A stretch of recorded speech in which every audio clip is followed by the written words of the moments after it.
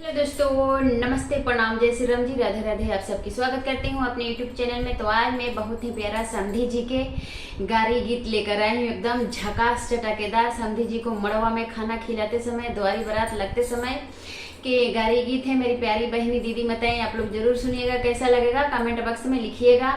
अच्छा लगेगा तो वीडियो को लाइक भी करिएगा। चलिए मैं सुनाने जा रही हूँ, बने रहिएगा। तनी सुन ल समाधि सले तब जई ह। तनी सुन ल समाधि सले तब जई ह।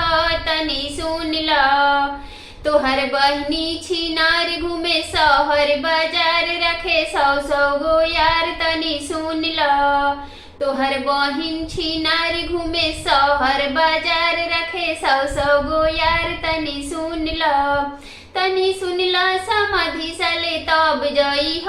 तनी सुन ल समाधि सले तब जई ह।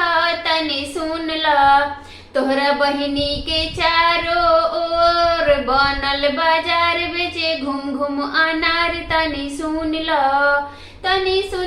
समाधि सले तब जई ह। तनी सुन ल समाधि सले तब जई ह। तनी सुन ल तहर बुआ फुलाई के घूमेली पेट, उनकर बनल बारेट। तनी सुन ल समाधि सले तब जई ह। तनी सुन ल समाधि सले तब जई ह। तनी सुन ल समाधि सले तब जई ह।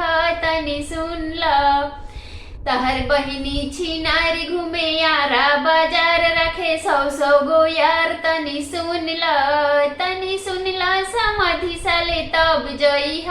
तनी सुन ल।